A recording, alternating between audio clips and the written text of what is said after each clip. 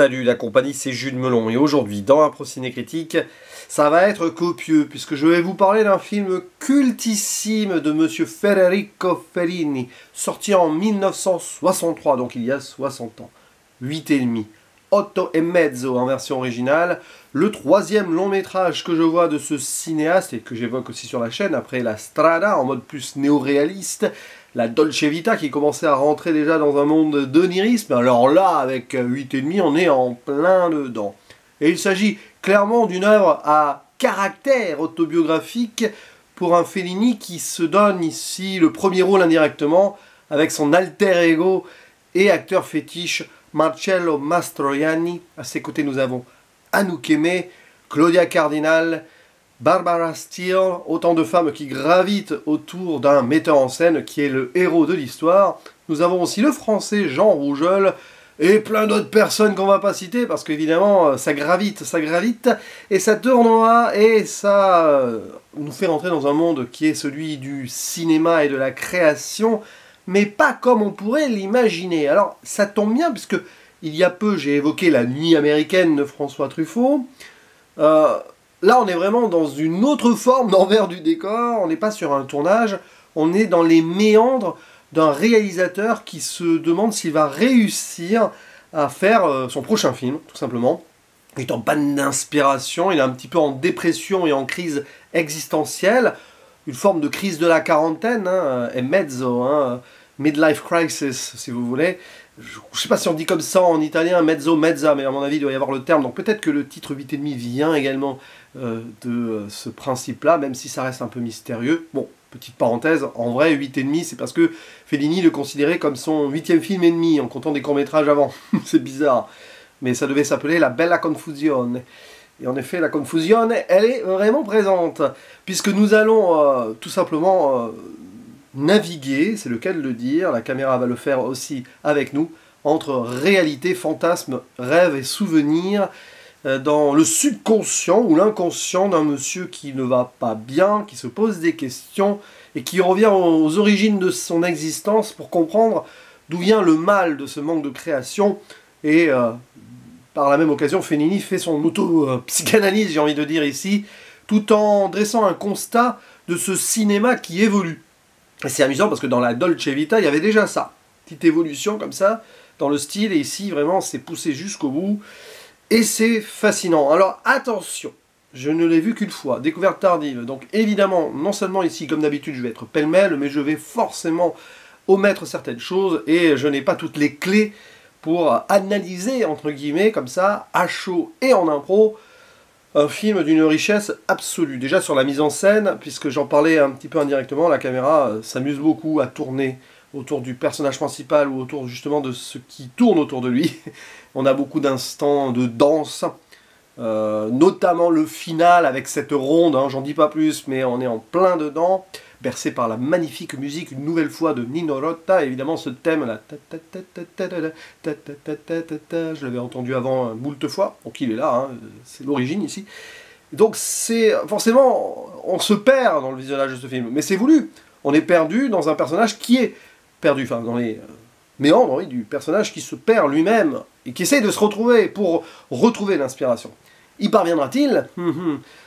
Étrange. C'est assez fou parce que Fellini, ici, il est dans une mise en abîme totale, parce que lui-même, avant de faire ce film, il savait pas trop où aller. Donc, il est allé vraiment traiter le sujet à fond pour nous offrir ici un truc totalement fou.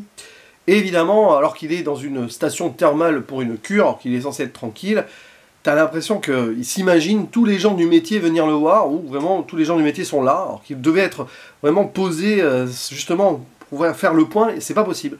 Il va voir les fantômes de sa vie actuelle et aussi les fantômes du passé venir, pas le hanter, mais, enfin si, d'une manière ou d'une autre, le harceler presque par moment.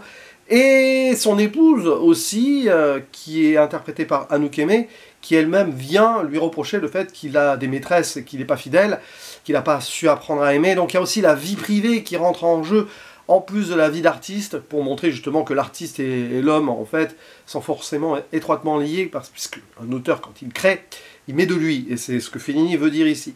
Et donc, oui, il y a des moments de rêve, hein, on est clairement dans un aspect freudien, j'ai envie de dire, par moment. On n'est pas loin du complexe d'Oedipe, avec le personnage de la mère, à un moment, qui fusionne avec le personnage d'une femme qui l'embrasse.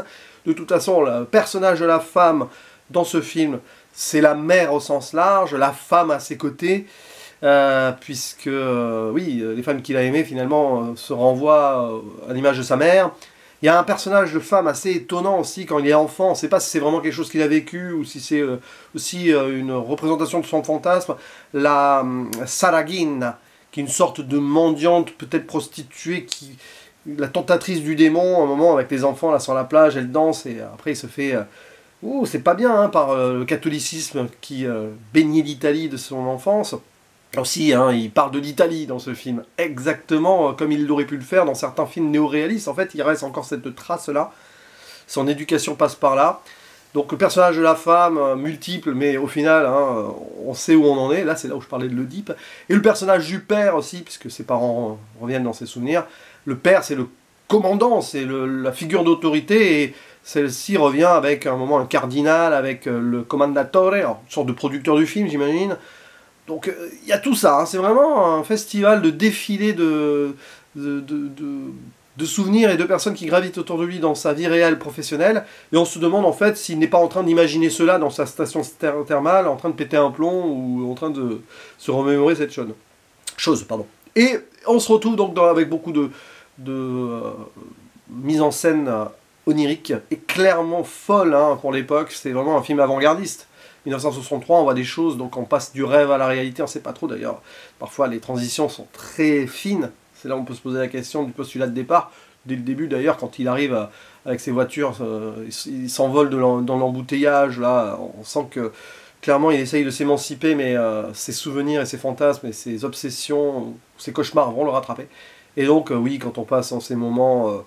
imaginés ou remémorés, à un moment il y a quand même un décor vers le début où c'est des grands décors très verticaux qui sont à la fois la vie et la mort mélangés, parce que tu as une sorte de cimetière, mais tu as cet éclairage hyper blanc comme une sorte de paradis.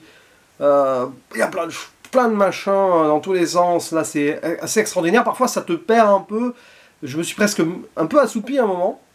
C'est parfait que le film me fasse faire ça. Bon, j'étais un peu fatigué, mais quand même. Il y a aussi ce moment avec une sorte de harem avec plein de femmes. Ça dure trop longtemps d'ailleurs, c'est plus de 10 minutes et tu te perds, mais tu le vois, la caméra justement, elle tournoie. Elle annonce ce que sera le final.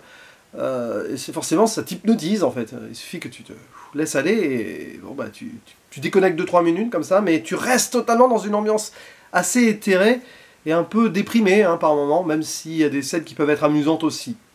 Donc il y a même presque un moment un effet Rosebud de Citizen Kane quand il se remémore enfant une sorte d'incantation pour faire bouger un tableau. Là.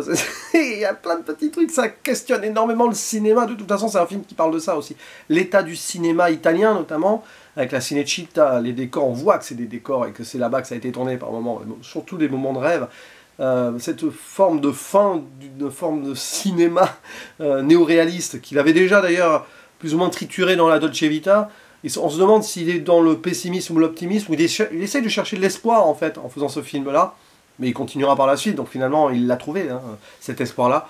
Bref, c'est plein de choses, c'est hyper psychologique sur le métier de réalisateur, sur l'homme derrière le réalisateur, sur comment on va chercher la création, est-ce qu'on peut la trouver ou non, et c'est absolument fou, quoi. Je peux pas d'ailleurs émettre un jugement définitif, clairement pas, sur ce film avant de l'avoir revu et digéré. Digéré déjà, puis revu et redigéré, parce que c'est formidable. Bon, après les acteurs et actrices autour sont parfaits hein, dans ces rôles-là, et voilà quoi, que dire de plus sur 8,5 après un seul visionnage. Je pense que personnellement, là, pour l'instant, au moment présent, j'ai fait le tour, évidemment j'ai oublié des choses, et d'ailleurs je vous invite à dire en commentaire ce que vous pensez de ce film, d'approfondir certaines choses que je n'ai pas dites ou vite fait, et de porter votre interprétation à vous aussi, parce que là on peut en parler pendant des heures de 8,5, et je compte sur vous. Je vous dis à la prochaine, ciao.